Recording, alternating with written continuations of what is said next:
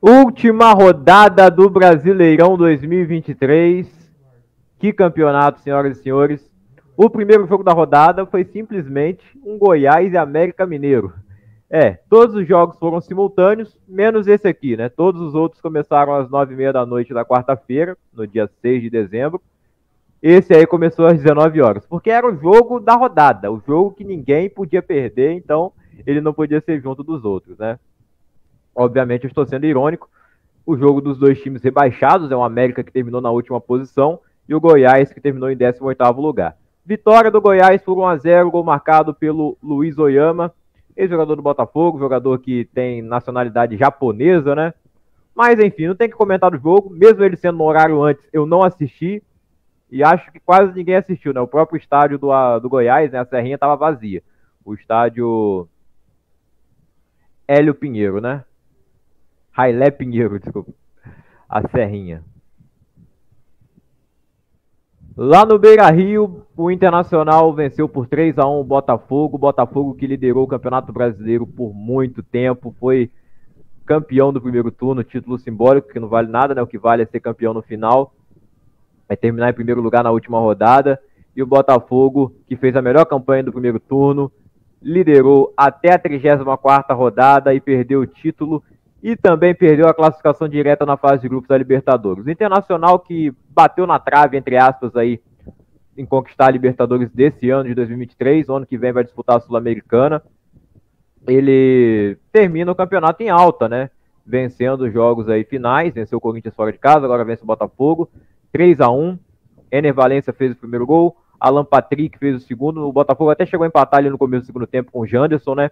Mas logo depois sofre o gol do Alan Patrick, fazendo 2-1, e na sequência também o Pedro Henrique faz 3-1, eu achei até que ia sair mais gols, mas o Inter deu uma segurada, né? O último jogo da rodada, o último jogo do campeonato, quer dizer, não foram tantas finalizações nem de um lado nem de outro, posse de bola do Internacional, vitória do time da casa, como já era esperado, né? O Botafogo teve uma reta final melancólica, um segundo turno pífio, uma campanha de rebaixado na segunda metade do campeonato, né? Era para ele terminar em 18º lugar, se valer só o segundo turno. E até falaram, né, cara, que é uma verdade no fim das contas, né, pelo que foi o segundo turno, o Botafogo fez um feito inédito no campeonato, não ter a melhor campanha do primeiro turno, e sim se salvar do rebaixamento no primeiro turno. Foi isso que aconteceu com o Botafogo, e ainda é premiado com uma vaga na pré-Libertadores, só que pelas circunstâncias que ocorreram no campeonato, foi uma vergonha e uma decepção.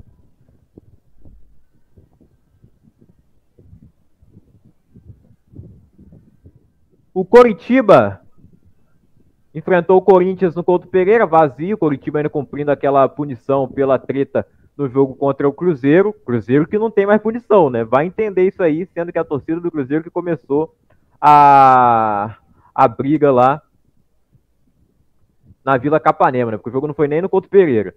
Mas aí vitória de 2-0 pro Corinthians, Fausto Vera marcou o primeiro gol dele com a camisa do Timão, e o Romero, que fez uma reta final de campeonato muito boa, sacramentou a vitória do Corinthians 2-0, tudo isso no primeiro tempo, na segunda etapa não aconteceu nada, e o jogo não valia nada, 2-0, portões fechados, eu achei que ia ser 0-0, hein?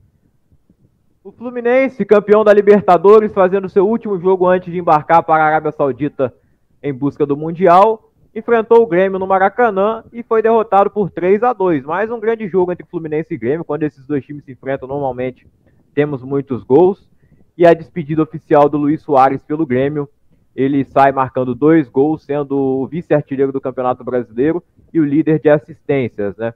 O Fluminense saiu na frente com o gol de pênalti do John Arias, o Fluminense como time titular nessa partida, ao contrário do que foi na penúltima rodada contra o Palmeiras, né? Mas o Diniz falou que ia poupar lá por conta do gramado sintético, que gerou muitas lesões ao longo da temporada. Então, depois do gol do John Arias de pênalti, sai o primeiro gol do Luiz Soares, né? Driblando o Fábio, inclusive, belíssimo gol de canhota do Soares. Na segunda etapa, o Everton Galdino bota o Grêmio na frente, fazendo 2-1 ali de perna esquerda, inclusive teve seu contrato renovado hoje, o Everton Galdino. Depois tem o pênalti para o Grêmio, o Luizito Soares bate com cavadinha e faz 3-1, e o herói do título da Libertadores, John Kennedy, faz o gol dele, 3-2, assim termina a partida, jogaço. Vitória do Grêmio, vice-campeão brasileiro, assim ele termina com 2 pontos a menos que o Palmeiras, e com uma reclamação a se fazer, né, pelo aquele erro de arbitragem absurdo na 15ª rodada. A gente não sabe se o Grêmio seria campeão ou não se tivesse vencido aquele jogo, né? Se a bola do pênalti entraria ou não. Mas é uma coisa que vai ser lembrada para sempre, com certeza, pelos torcedores do Grêmio, né?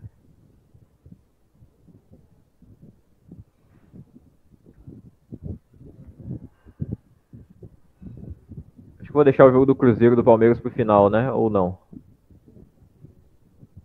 Vamos pro jogo que não vale nada aqui. Cuiabá e Atlético Paranaense.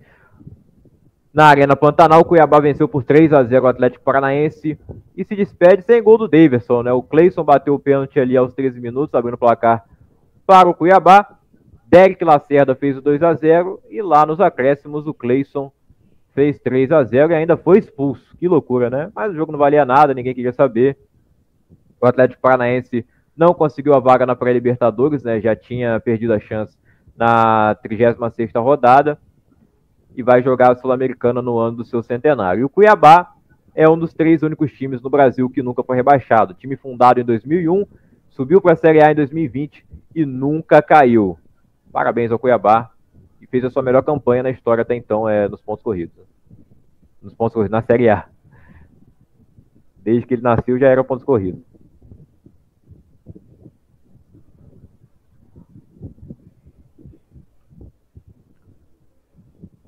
Tivemos aí na última rodada a reedição da final da Copa do Brasil, São Paulo e Flamengo no Morumbi.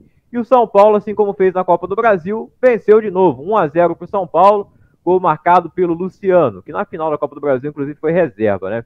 E olha que o Flamengo, com 2 minutos de jogo, tentou entregar um gol lá, o Rossi quase que entra no gol com a bola, mas o gol do Luciano saiu aos 26 minutos. Para mim, uma falha também do Rossi, mas um jogo que não valia nada, embora tenha sido final de Copa do Brasil, era só mais um reencontro ali do Dorival com o Flamengo, e ele derrota o Flamengo do Tite, que conseguiu o seu objetivo, né, que era se classificar para a Libertadores diretamente na fase de grupos, e consegue isso por incompetência do Botafogo, vale se dizer, né? O Flamengo teve bons jogos no comando do Tite, mas mesmo assim, se o Botafogo fizer sua parte ali no final, o Flamengo jogaria para a Libertadores.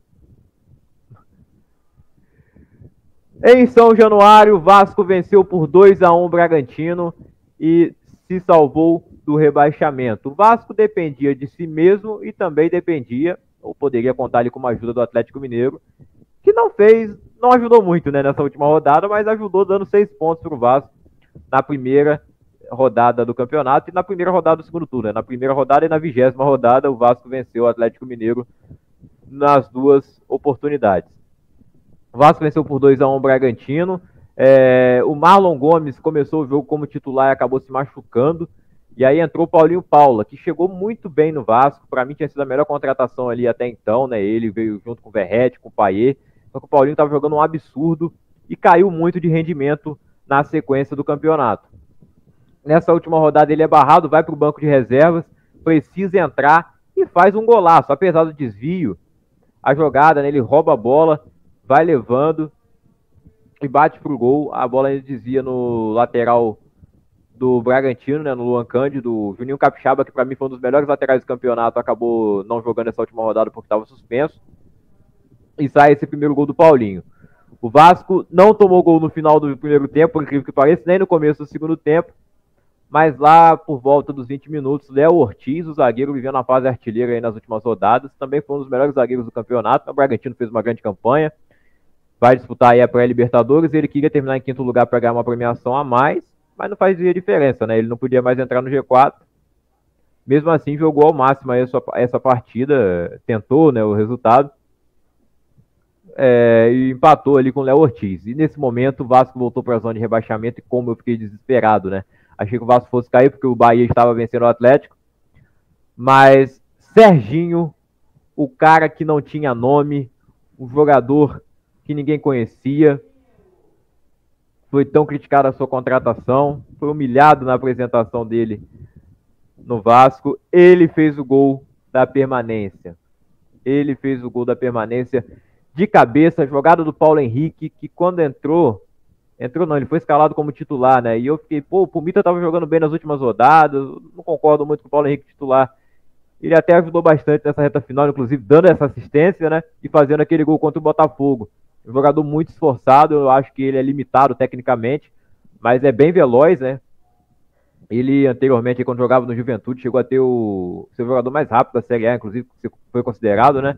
Aí foi para o Atlético Mineiro, não jogou direito, veio para o Vasco e foi muito importante nessa reta final. O Pumita também foi, ele marcou 2 gols ali, embora a gente tenha perdido para o Corinthians, teve aquele que valeu um ponto contra o Cruzeiro. E o PH colocou a bola na cabeça do Serginho, que não precisou nem pular, ele é baixinho e fez o gol, cara.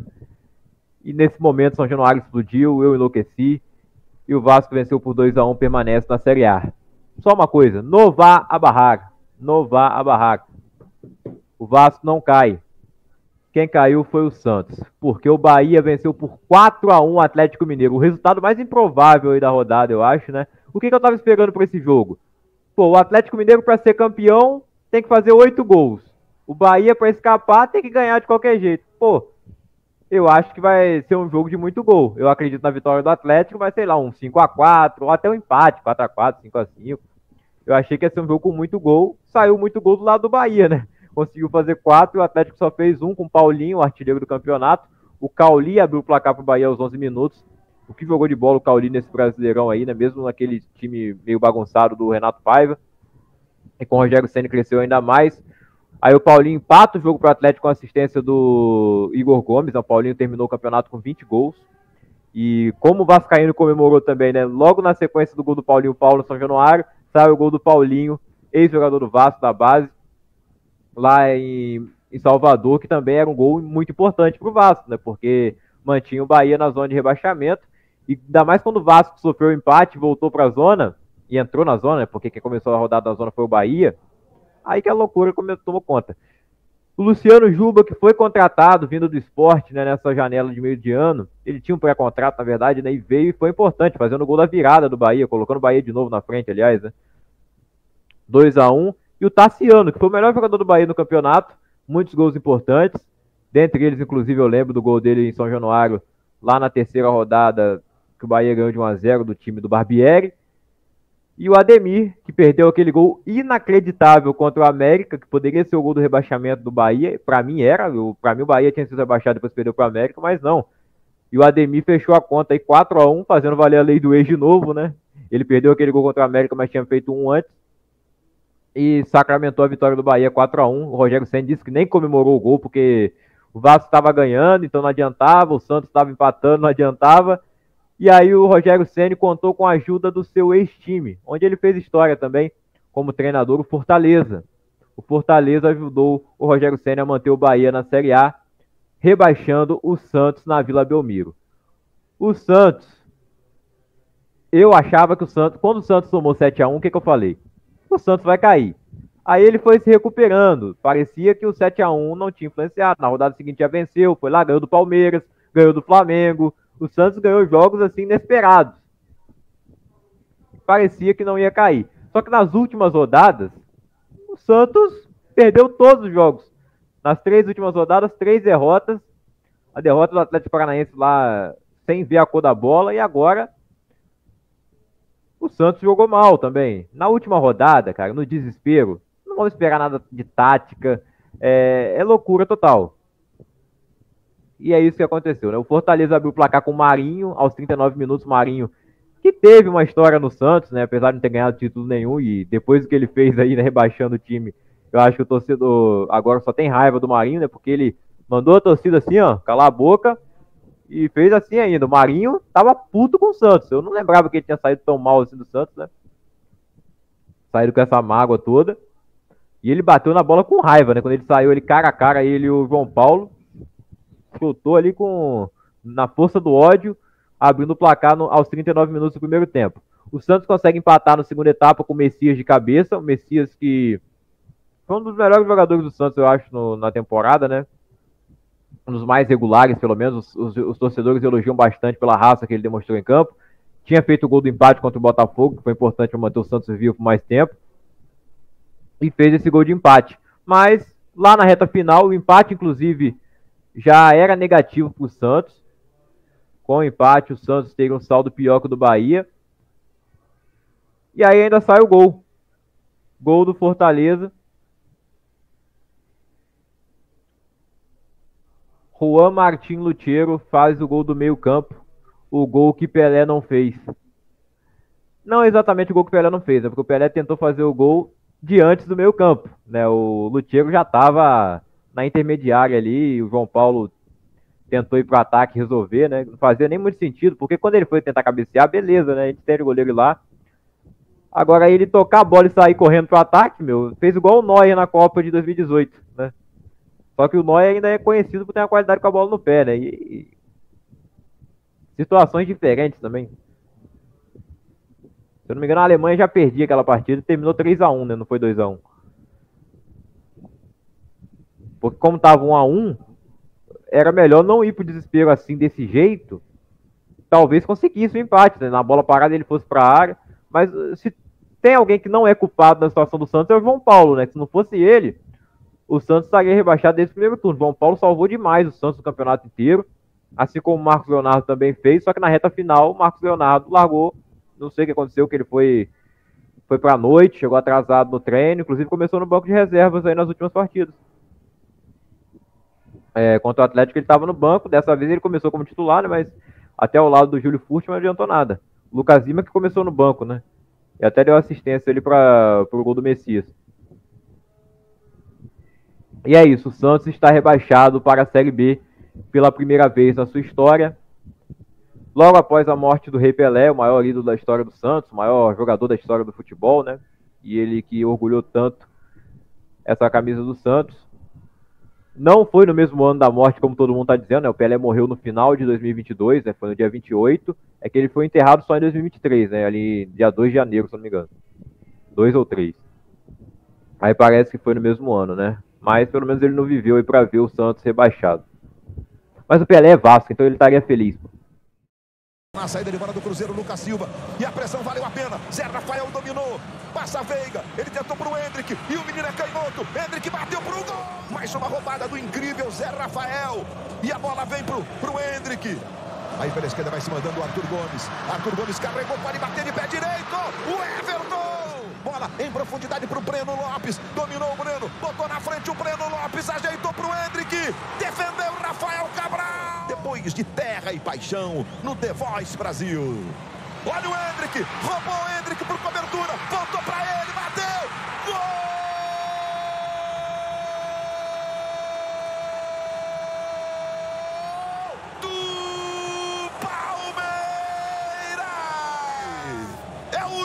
Da emoção.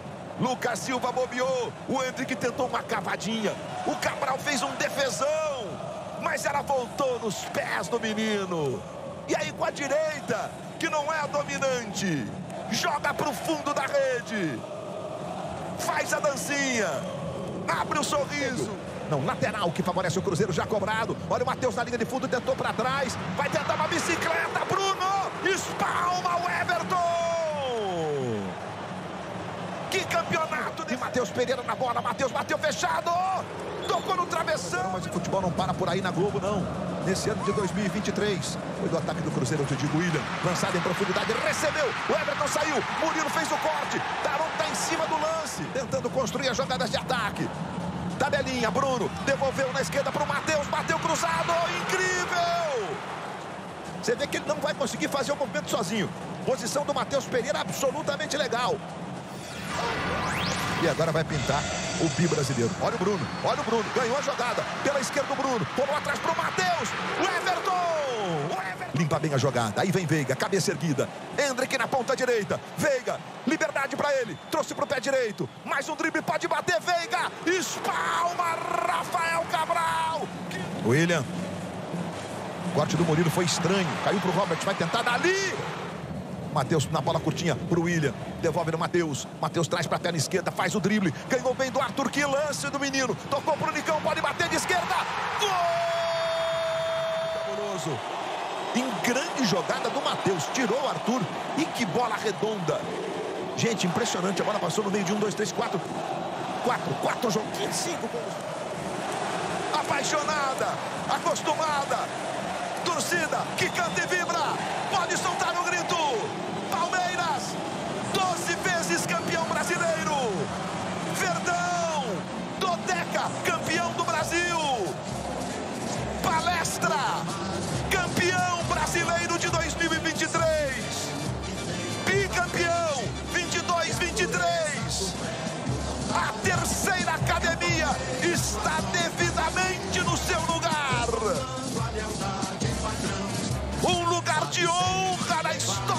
futebol brasileiro.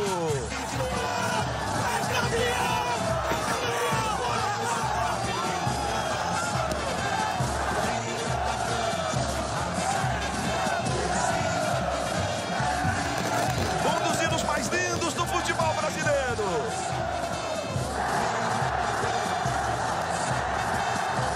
Parabéns, Abel. Um abraço com o Paulo Autuori, o cara que escalou o Abel pela primeira vez como titular no time de futebol lá em Portugal. E sabe o que o Autuori disse? Minha felicidade é saber que as pessoas com as quais eu trabalhei, elas estão aí, fazendo direito, fazendo bem, sendo um cidadão na acepção da palavra. Presidente Leila, também presente lá, ganhando um abraço. Agora é convencer o cara a continuar, né, presidente? E a festa da torcida do Palmeiras, linda, aqui no Mineirão, lá no entorno do Allianz. Classificação final do Campeonato Brasileiro, Palmeiras campeão, dodecacampeão ou octacampeão? Aí eis a questão, né? Com a unificação dos títulos, o Palmeiras é dodecacampeão, 12 vezes campeão brasileiro. 70 pontos, que eu acho que é a pontuação mais baixa de um campeão, né? O Flamengo fez 71 em 2020, 71 ou 72, que inclusive era o máximo que o Palmeiras poderia somar. O Grêmio poderia ter chegado a 71, né? Aí eles têm a reclamação daquele pênalti lá do jogo do Corinthians que eu já mencionei, né? 2 pontos aí que ficaram pelo caminho, o jogo terminou empatado e 2 pontos que fariam o Grêmio ser campeão talvez. Mas talvez, é porque a situação poderia ser diferente, a gente não sabe, lembrando que o jogo foi no primeiro turno. Enfim, vamos aos números, né? Aos números definitivos. 70 pontos para o Palmeiras, 20 vitórias, 10 empates e 8 derrotas. 64 gols marcados, 33 gols sofridos, um saldo de gols de 31. O Palmeiras teve a segunda melhor defesa do campeonato, porque a melhor foi do Cruzeiro, seu adversário na última rodada, que sofreu apenas 32 gols. O Grêmio termina, então, em segundo lugar, 68 pontos, 21 vitórias, uma vitória a mais que o Palmeiras, inclusive, olha só que teve derrotas a mais, né? O Palmeiras perdeu 8 vezes, o Grêmio perdeu 12. Só que o Grêmio poderia ter 22 vitórias se fosse aquele caso lá, né, do pênalti.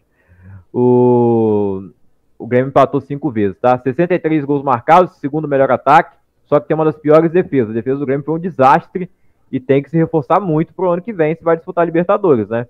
Agora, de qualquer forma, o Grêmio fez uma temporada incrível, o time acabou de voltar da Série B, foi semifinalista da Copa do Brasil e vice-campeão brasileiro, e por pouco não é campeão. Então, parabéns ao Renato Gaúcho, parabéns ao Luis Soares, que foi decisivo nesses pontos do Grêmio. Ele foi responsável por 48%, eu não sei, com os 2 gols da última rodada, essa porcentagem deve ter aumentado, dos gols do Grêmio no campeonato, cara, absurdo demais, craque do campeonato com justiça. E é isso, o Atlético Mineiro ficou em terceiro lugar, 66 pontos, 19 vitórias, 9 empates e 10 derrotas, 52 gols marcados, 32 gols sofridos, um saldo de 20, né? Saldo bem melhor que o do Grêmio, inclusive. Se fosse pelo saldo, o Grêmio não teria a menor chance. Por isso, exatamente, que ele chegou na última rodada sem chance, né? O Atlético Mineiro, então, 66, Flamengo 66 também. Os mesmos números ali do Atlético, né, de vitórias, derrotas e empates. 56 gols marcados, 42 gols sofridos. O Botafogo terminou em quinto lugar, sem a vaga direta na fase de grupos da Libertadores. 64 pontos, 18 vitórias, 10 empates e 10 derrotas. Pouquíssimas vitórias no segundo turno, se não me engano foram só 3. Absurdo, né? Como eu disse, campanha de rebaixado no segundo turno. 58 gols marcados, 37 gols sofridos. O Bragantino terminou em sexto lugar com 62 pontos, 17 vitórias, 11 empates, 10 derrotas, 49 gols marcados e 35 gols sofridos. A terceira melhor defesa do campeonato foi a do Red Bull Bragantino. Então esses 6 times estarão na Libertadores em 2024. Botafogo e Bragantino terão que jogar pré-Libertadores para tentar entrar na fase de grupos, onde já estarão Palmeiras, Grêmio, Atlético Mineiro, Flamengo, Fluminense e São Paulo. O Fluminense ficou em sétimo lugar, né, o campeão da Libertadores, por isso já tem a vaga na fase de grupos. 56 pontos. Eu não vou ficar falando o número de vitórias de todo mundo, tá? Então vamos logo. 56 pontos aí pro Fluminense. 56 pro Atlético Paranaense também. O Internacional terminou em nono lugar com 55. Fortaleza, o 10º com 54. O São Paulo, o 11º com 53. Está na Libertadores por conta do título inédito da Copa do Brasil. O Cuiabá terminou em 12º lugar com 51. O Corinthians terminou com 50 em 13º. E o Cruzeiro foi o 14º com 47. Então estarão na Copa Sul-Americana Atlético Paranaense, Internacional, Fortaleza, Cuiabá, Corinthians e Cruzeiro. O Vasco terminou em 15º lugar com 45 pontos e o Bahia em 16º com 44. Os rebaixados foram Santos com 43 pontos, pontuação que muitas vezes já salvou times aí do rebaixamento. Dessa vez o primeiro time a ser rebaixado teve 43. E os outros que já tinham caído antes, Goiás ficou com 38, o Coritiba com 30 e o América Mineiro com 24. O América teve 5 vitórias, 9 empates e 24 derrotas. 42 gols marcados e 81 gols sofridos, a pior defesa disparada do campeonato. O Coritiba levou 73, o Santos 64 e o Goiás 53. A defesa do Grêmio só foi melhor que essas aí, né? Foi pior que a do Goiás, inclusive. Artilheiros do Campeonato Brasileiro, Paulinho com 20 gols terminou aí na artilharia, artilheiro máximo do campeonato. Luizito Soares terminou com 17, empatado com Tiquinho Soares. O Hulk terminou com 15 gols, Marcos Leonardo com 13 e Pedro também com 13. O Hendrick ficou com 11, tá? Menção honrosa aí, o Davidson fez 12. Tem que mencionar esses caras que fizeram um grande campeonato, né? O Hendrick decisivo aí no título do Palmeiras. O Hulk foi o líder de assistências com 11, juntamente com o Luizito Soares. Então, por isso, para mim, os dois seriam os candidatos aí ao prêmio de craque do campeonato, que na premiação da ESPN foi vencido pelo Luiz Soares, né?